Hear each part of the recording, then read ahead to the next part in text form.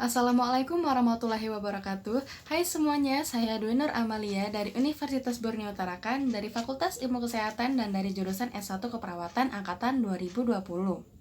Di sini saya akan berbagi dan menjelaskan hal-hal yang saya dapatkan selama saya mengikuti kegiatan webinar kemarin yang diselenggarakan oleh Lembaga Pendidikan, Pengembangan dan Penjamuan Mutu Universitas Borneo Tarakan dengan bertemakan pelatihan teknik menyusun proposal yang baik dan benar.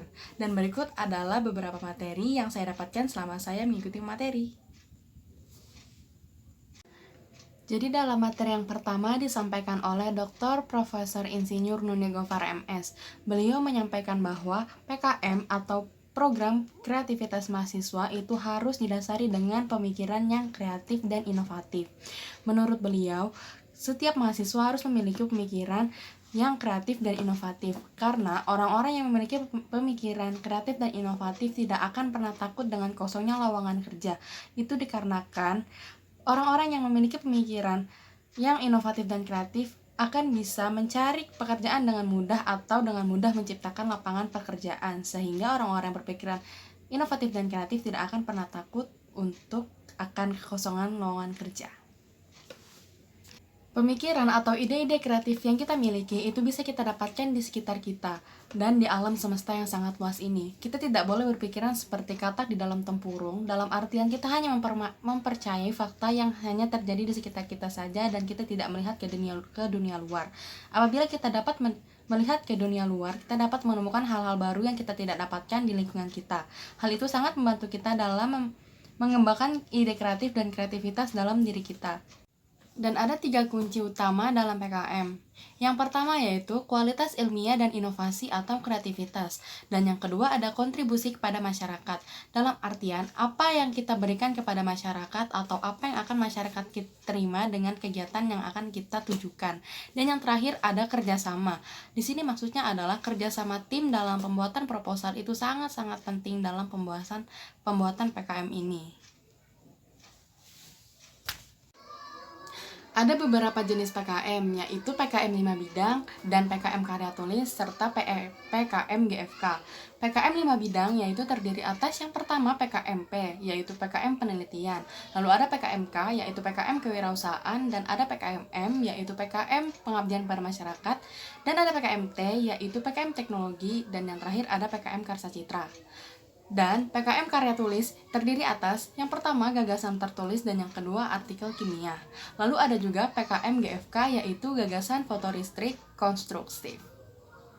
Dan pemateri yang kedua disampaikan oleh Bapak Darius SPD MPD. Beliau menyampaikan beberapa trik yang bisa digunakan untuk selama proses pembuatan PKM. Berikut adalah beberapa trik yang beliau sampaikan selama materi. Nah, jadi ada beberapa trik yang diberikan dalam membuat proposal. Yang pertama, itu proposal harus berisi pesan ilmiah yang jelas, bermanfaat, dan menarik, serta format penulisan yang rapi, sesuai dengan ketentuan dan tidak bertele-tele agar pembaca dapat memahami isi proposal dengan mudah. Nah, lalu ada trik yang kedua. Trik yang kedua yaitu adalah harus memilih skema dengan tepat. Memilih skema harus berdasarkan pertimbangan. Yang pertama, itu harus sesuai dengan minat dan harus disiplin ilmu. Yang kedua, harus sesuai dengan track record. Yang ketiga, harus sesuai dengan skala. Dan yang keempat, harus sesuai dengan angka. Nah, lalu ada trik yang ketiga. Trik yang ketiga yaitu merumuskan judul dengan tepat. Dalam artian, judul proposal yang kita miliki yaitu harus bersifat jelas dan spesifik. Dalam artian, judul tersebut harus singkat, padat, dan bermakna. Nah, lalu ada trik yang keempat, yaitu mengikuti format tulisan yang baik dan benar serta berurutan, seperti misalnya menulis daftar isi, lalu menulis bab 1 dengan pendahuluan, bab 2 dengan tinjauan pustaka, lalu bab 3 dengan metode penelitian atau gambaran umum rencana, dan bab 4 diisi dengan biaya dan panel selama membuat proposal, lalu diisi dengan daftar pustaka, dan yang terakhir dengan lampiran-lampiran yang perlu dibutuhkan. Lalu ada trik yang kelima. Trik yang kelima yaitu melengkapi lampiran-lampiran yang diperlukan, seperti misalnya justifikasi anggaran, lalu susunan organisasi tim serta pembagian tugas, dan surat pernyataan yang harus disertai dengan materai, dan CV si pengirim yang harus disertai dengan tanda tangan. Dan yang keenam, ada proporsional dan justifikasi anggaran. Anggaran yang kita miliki dengan proposal yang kita buat itu harus sesuai, tidak boleh kurang dan tidak boleh lebih, agar pembuatan proposal itu dapat dilaksanakan dengan baik dan lancar, serta tidak berlebihan dalam dana dan tidak kekurangan dalam dana. Dan ada trik yang kedelapan, yaitu dalam membuat proposal kita harus menggunakan bahasa yang logis, efektif, dan baku. Hal itu bertujuan agar viewer dapat memahami proposal kita dengan mudah dan dapat dipahami dengan jelas. Nah, dan trik yang kedelapan adalah mengupload proposal dengan benar dan tepat waktu. Dalam artian, selama pengerjaan, proposal harus dibuat dalam jauh-jauh hari agar pada saat pengumpulan tidak tergesa-gesa. Dan trik yang terakhir adalah maju terus pantang mundur dalam mengerjakan proposal. Hal itu bertujuan agar proposal kita dapat diterima dengan baik dan sesuai dengan keinginan kita, dan dapat menghasilkan sesuatu yang bagus juga.